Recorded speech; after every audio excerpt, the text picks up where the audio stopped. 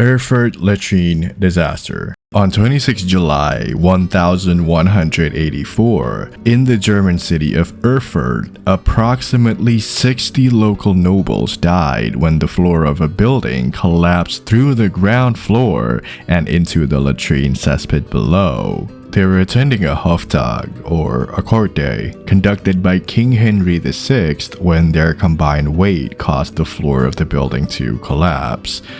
Some of the attendees drowned in human waste after falling into the cesspit. So it basically started because there was a land dispute between Louis III of Thuringia and Archbishop Conrad of Mainz. The thing got so intense, the Holy Roman Emperor Frederick Barbarossa had to send his 18-year-old son Henry VI from his military campaign en route to Poland to calm things down. So Henry VI called a Hoftag, or the council meeting, to meet on 25 July, the feast of St. James, which was attended by Landgrave Louis, Archbishop Conrad, members of Henry's court, local nobility, and bishops, and prominent citizens of Erfurt.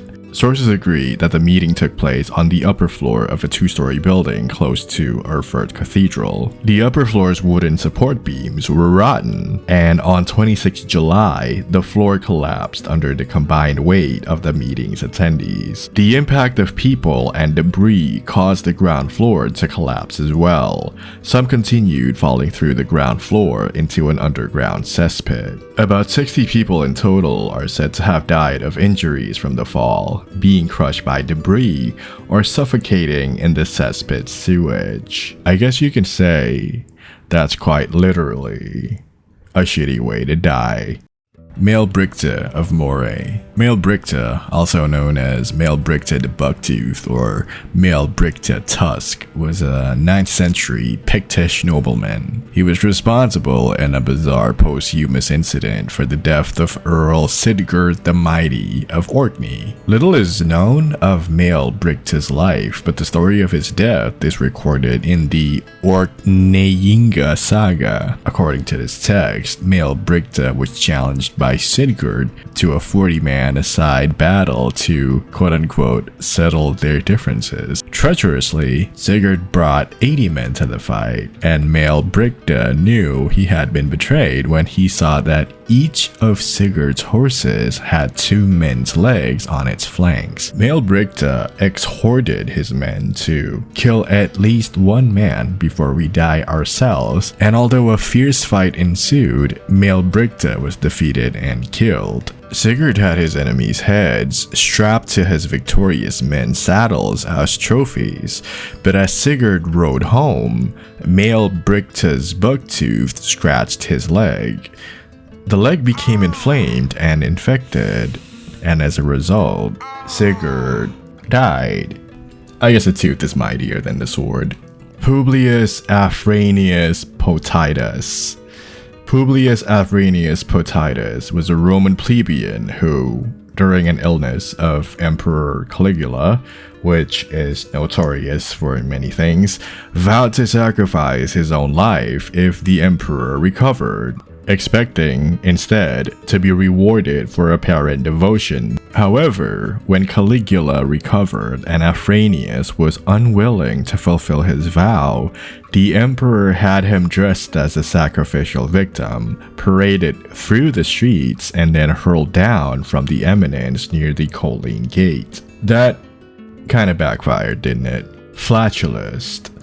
A flatulist, fartist, farcial artist, professional farter, or simply farter, is an entertainer often associated with flatulence-related humor, whose routine consists solely or primarily of passing gas in a creative, musical, or amusing manner. There are a number of scattered references to ancient and medieval flatulists who could produce various rhythms and pitches with their intestinal wind. St. Augustine in the City of God mentioned some performers who did have, quote, such commands of their bowels that they can break wind continuously at will so as to produce the effect of singing. An entry in the 13th century English Liber Feodorum, or Book of Fees, lists One Roland the Farther, who held Hemmingstone Manor in the country of Suffolk, for which he was obliged to perform unum saltum et civiltum et unum bombulum. Even though that sounds like it came straight out of Harry Potter, it actually means one jump and whistle and one fart.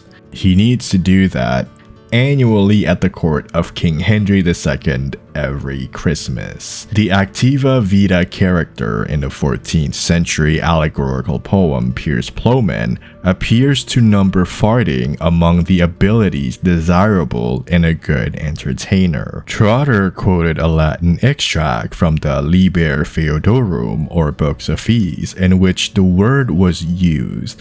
Roland le Péteur had to perform the service of bumbulum to the king on Christmas Day in order to have the right to hold his land, saying, "As for me, I can neither drum, nor trumpet, nor tell jokes, nor fart amusingly at parties, nor play the harp." Notice how he says fart first and then being able to play the harp? This is extremely interesting to me because I wonder how come he hasn't been assassinated by someone out of jealousy. I mean, think about it.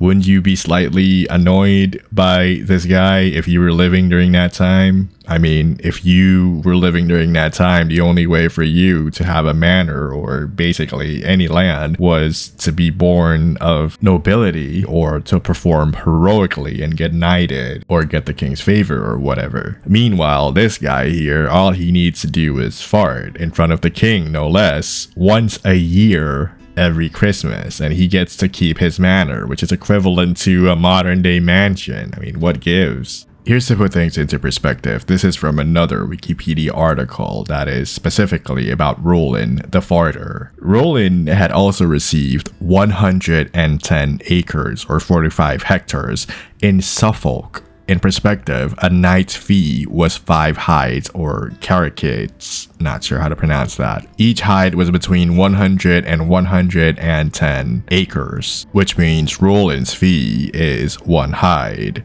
A farmer with a house typically held 30 acres or 12 hectares, while those on cottages had about 5 acres or 2 hectares. It was thus argued that Roland's fee was indeed a handsome and a generous one. I am now officially a hater of Roland the Farther. Wise Men of Gotham.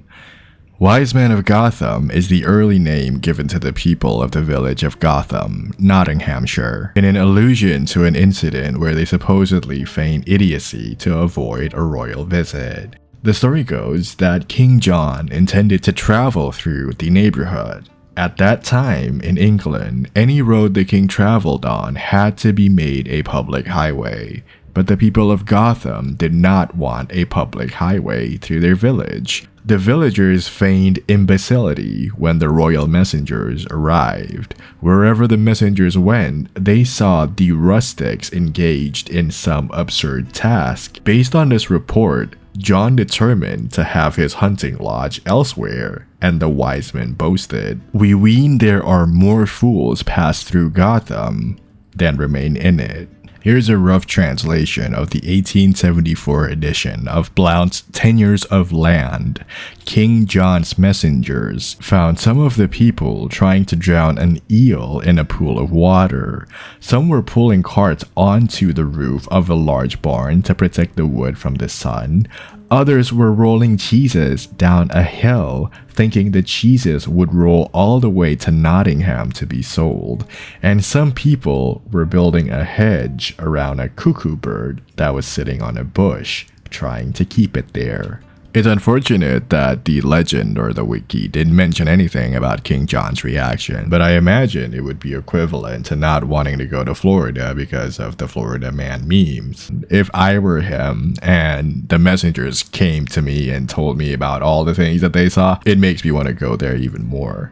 Alright, this next one is the last one, but before I read that, while you're still here, maybe consider giving me a like and maybe subscribe. If you enjoy my content, don't worry, there's gonna be more to come. Anyway, Complaint tablet to Ea-Nasir. You may or may not have heard of this one before. It was a popular meme, and I think it still is. The complaint tablet to Ea-Nasir is a clay tablet that was sent to the ancient city-state Ur, written circa 1750 BC. The tablet, which measures 11.6 centimeters high and 5.0 centimeters wide, documents a transaction in which Ea-Nasir, a trader, allegedly, and again, allegedly, sold substandard copper to a customer named Nani.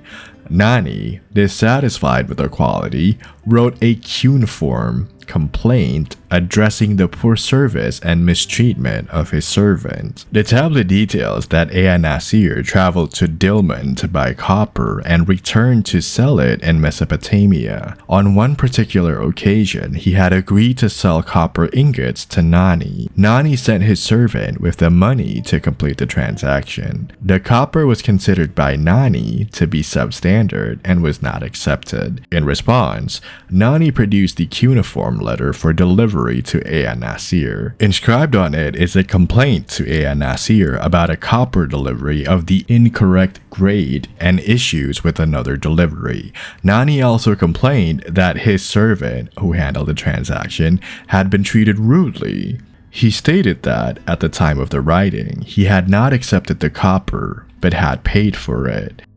Ea-Nasir was part of a group of traders called Alik Dilmun or Dilmun traders. He is known from other texts to have been active in the 11th and 19th regnal years of the Larsa ruler Rim-Sin. Unfortunately, we'll never know what Ea-Nasir said and if Nani ever got a refund or a replacement or an apology or maybe even a coupon.